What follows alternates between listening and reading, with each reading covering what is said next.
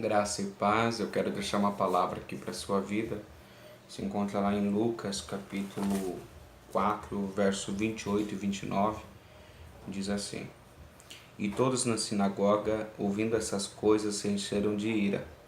E levantando-se, o expulsaram da cidade e o levaram até o cume do monte em que a cidade deles estava edificada, para ali o precipitarem. Essa passagem, o contexto aqui vai falar sobre Jesus pregando dentro da sinagoga, o momento que ele se revela como ungido de Deus, lendo o livro de Isaías, quando assim a escritura vem para as mãos dele. E ele vai repreender o povo quanto à incredulidade do povo aos seus próprios profetas, aos seus próprios mensageiros. E ele usa o exemplo de Elias, que foi até a viúva de Sarepta de Sidom, e ele usa o exemplo de Naamã no tempo de Eliseu, que foi curado quando tinha muitos leprosos e quando existiam muitas viúvas em Israel. Então ele nos dá o exemplo que pessoas que não eram do povo de Deus foram alcançadas por Deus com grandes feitos, com prodígios de Deus.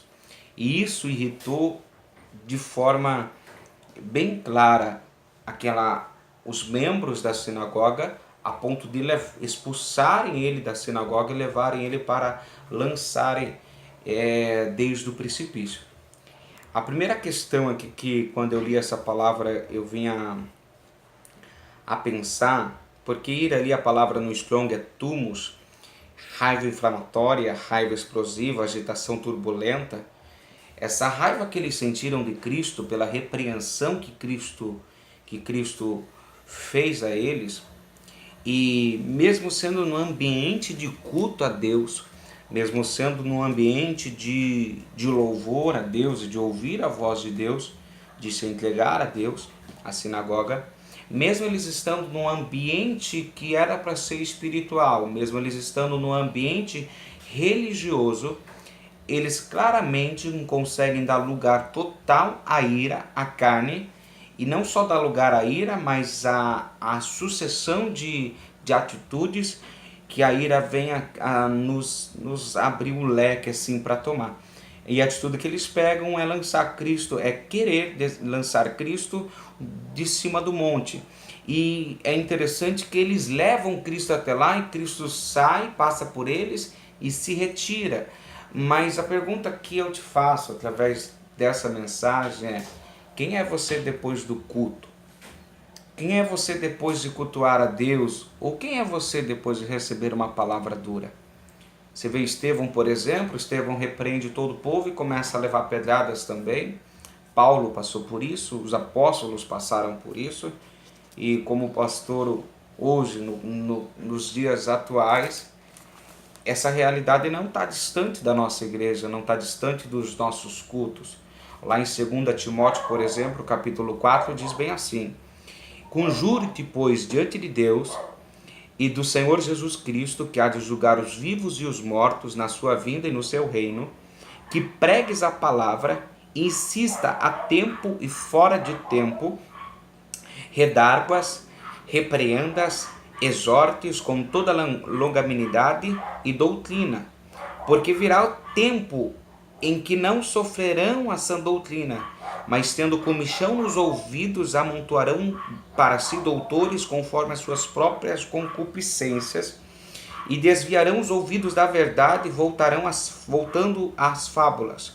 Mas tu, se és sóbrio em tudo, sofre as aflições, faz a obra de um evangelista e cumpre o teu ministério.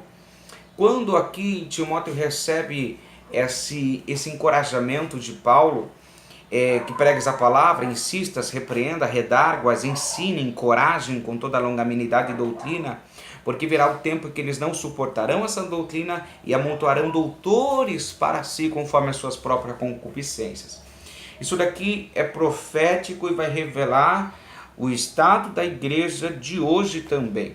Quando nós vemos igrejas de centenas e centenas distantes da doutrina de Cristo, fazendo propósitos e fazendo miríades de coisas para enriquecer, para abertura de portas, para prosperidade, para você alcançar sucesso aqui na terra, o que confronta diretamente o que diz lá em Filipenses, quando diz que alguns fazem do seu ventre o seu Deus, amando as coisas terrenas mais do que a Deus, e assim se tornam inimigos da cruz de Cristo.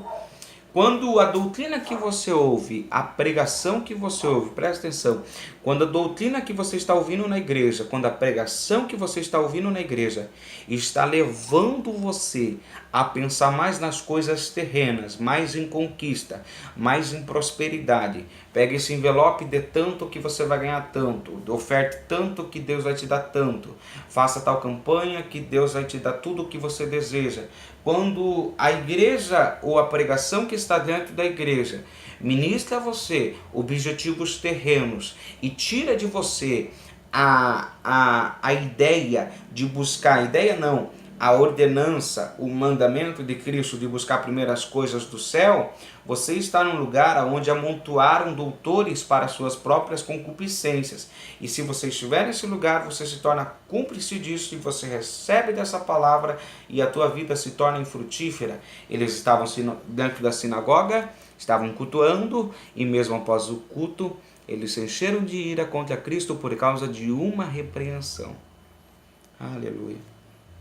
Nós só conseguimos examinar a nossa vida através dos momentos que nós somos repreendidos por alguém, corrigidos pela liderança, corrigidos pela pregação. E eu estava perguntando para um irmão esses dias assim, qual foi a última vez que Deus falou com vocês, corrigindo vocês? E tem pessoas que não sabem qual foi a última vez. Qual foi a última vez que Deus te corrigiu? Qual foi a última vez que Deus te corrigiu através da palavra? Porque os nossos cultos venha receber tua bênção, venha receber tua vitória, mas eles esquecem que nós já somos abençoados em Cristo Jesus. Efésios capítulo 1, terceiro versículo diz, e Deus já nos abençoou com todas as riquezas espirituais em Cristo Jesus. Nós já somos herdeiros, co-herdeiros em Cristo e já somos abençoados. Nós não precisamos ser apenas pedintes, nós já somos participantes da glória de Deus. Bom, e aqui em Timóteo, porque virá o tempo que não sofrerão a sã doutrina. Por que é que existem pastores, pregadores que já não pregam mais a sã doutrina? Porque há um povo que não vai suportar a sã doutrina. Aí esses pastores, para amontoar após si ovelhas, discípulos e ter um grande rebanho, uma grande igreja, não que todas as igrejas grandes estejam seguindo esse caminho, mas aqueles que visam apenas resultado, que visam apenas lucro, que visam apenas crescimento, tendem a ir por esse caminho de não pregar mais a sã doutrina, porque nem todos ouvirão. Foi assim desde os tempos de Moisés, quando Moisés apregoava a lei, quando Moisés santificava o povo e passava para o povo que Deus passava para ele, o povo, ainda que fingisse receber, não praticava aquilo que Moisés então dizia, ou as repreensões que Moisés passava ao povo.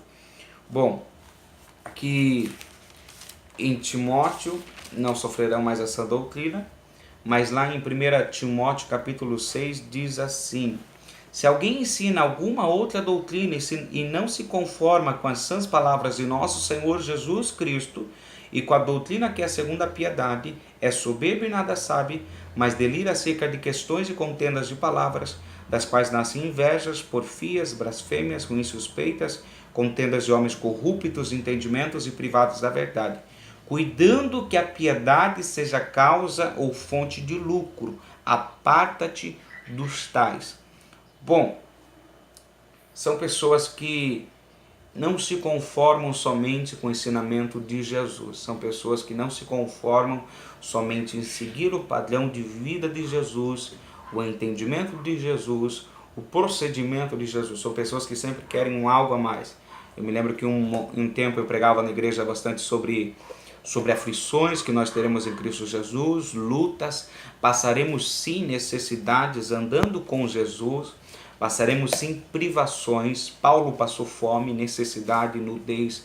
Paulo passou perigos de vida. Paulo foi açoitado, e não só ele, todos os apóstolos. E até o dia de hoje nós temos mártires em diversas partes do mundo que morrem por amor ao nome do Senhor Jesus. Homens que negam a si mesmo verdadeiramente para servir a Cristo. E aqui Em Timóteo vai dizer: se alguém ensina alguma outra doutrina e não se conforma com as sãs palavras do Senhor Jesus e com a doutrina que é segundo a piedade, é soberbo e nada sabe. E nós sabemos que Deus resiste ao soberbo. Se Deus resiste ao soberbo e eu estou debaixo de uma liderança que não se conforma somente com os mandamentos de Cristo, com a palavra de Cristo, eu estou debaixo de alguém, debaixo de uma tutela espiritual que não está andando com Deus e que não está andando debaixo da graça e da unção de Deus. Logo, se não é Deus que está guiando a minha liderança, eu também serei prejudicado. E eu estou com muito desejo de fazer uma série de vídeos falando sobre falsos mestres, porque são dezenas hoje em dia. E a Bíblia diz em João, por exemplo, assim: se vocês fizerem o que eu vos mando, vocês serão meus amigos, se vocês fizerem o que eu vos mando. Mas você vai perceber que são poucos os pregadores que nos ensinam o que é que Deus quer de nós, o que é que Deus quer da nossa vida, o que é que Jesus quer que a gente faça, o que é que Jesus está nos mandando. Por quê? Satanás não quer que sejamos amigos de Deus, Satanás não quer que andemos com Deus. O que ele quer é fazer com que você se sinta amigo de Deus, ande acreditando que está andando com Ele, para que em algum momento você se frustre, caia em ruína e depois você se revolte contra Deus e diga: mas eu não estava andando com o Senhor, eu não estou seguindo o Senhor, eu não creio em Ti, ó Deus. Mas aí Deus vai te dizer: você não ouviu as minhas palavras, você ouviu palavras de homens que deliram em várias doutrinas de próprias concupiscências humanas, doutrinas humanas, palavras humanas. Um dia num culto, eu me lembro que o pregador pegou aquele cordeiro do Monte Moriá e começou a dizer assim: Deus está te dando carro hoje, Deus está provendo tua casa hoje, Deus está provendo tua moto, Deus está provendo melhor emprego, Deus está provendo um salário bom. E isso tudo ele interpretando através do cordeiro que Deus proveu para que Isaac não fosse apresentado como holocausto e que Abraão não perdesse o seu próprio filho ali a Deus. Ele pegou aquele cordeiro de uma simbologia espiritual referente a Cristo e começou a trazer para o nosso contexto como se fosse bênçãos materiais ali liberadas e providas através daquele cordeiro. Interpretou dessa forma e o povo ali se alegrou e o povo recebeu aquela palavra. Porque existe um povo ganancioso, ambicioso, existe um povo avarento que está buscando a Deus, acreditando que Deus é fonte de lucro e que viver com Deus é sempre lucro, é sempre ganho, é sempre crescimento. Mas nós vamos ver desde os profetas e até Paulo, principalmente os apóstolos de Paulo, Cristo principalmente, que sofrer com Cristo ou sofrer por Deus é o maior privilégio que nós podemos ter dessa graça que Ele tem nos dado. Eu gosto de Colossenses, quando em Colossenses diz assim: a vocês não foi dado somente o crer em Cristo, mas também o padecer por Ele. E quem é que ensina isso hoje em dia? Teve um dia que eu preguei e falei sobre aflições e com Cristo sofreremos muito. E o irmão dizia assim: não, pastor, com Cristo é só vitória. E quantas pessoas acreditam nisso, que com Cristo é só vitória? Eu creio que é só vitória no sentido de que a nossa salvação é garantida e que o céu tem uma eternidade de glória e de gozo que não se compara a nada dessa terra. Mas aqui nesse mundo nós teremos aflições e temos que ouvir pregações que nos ensinem a passar de forma louvável e aprovável diante de Deus por essas aflições. Porque hoje estamos ensinando: você está no deserto, é só adorar. Está na prova, cante a Deus, cante louvores a Deus e você vai receber tua bênção. Olha só, lá em Judas diz que sobre a liderança, os falsos mestres, que eles caíram no erro de Balaão, que ia atrás do prêmio, porque Balaão buscava o prêmio, a recompensa, e por causa disso mesmo, ouvindo a voz de Deus, ele tomava atitudes que não entravam em acordo com a vontade de Deus. Então, existem pessoas que só estão andando pelo caminho que estão andando por causa do prêmio.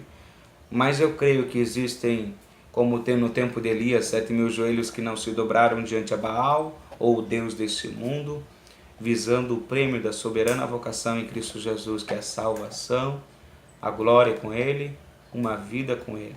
Que Deus te abençoe através dessa palavra. E volto a repetir, quem é você depois do culto? Ou quem é você depois de uma severa repreensão de Cristo Jesus? Se você se submeter a Cristo, se submeter a Deus, Ele vai se achegar a você. Agora, se você resistir a Ele, Ele vai resistir a você. Que Deus te abençoe. Lembra o versículo que diz assim: terei misericórdia de quem eu quiser ter misericórdia. Me compadecerei de quem eu quiser me compadecer.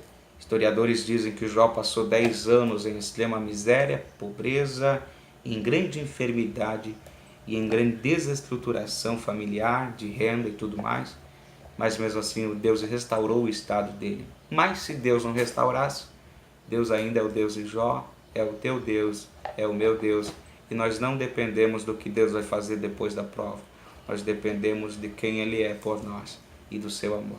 Deus te abençoe, te ilumine e te dê todo o discernimento para você estar tendo a perspectiva de que mensagem você está recebendo, que alimento você está recebendo. Porque diz lá, Efraim é como um pão que não foi virado.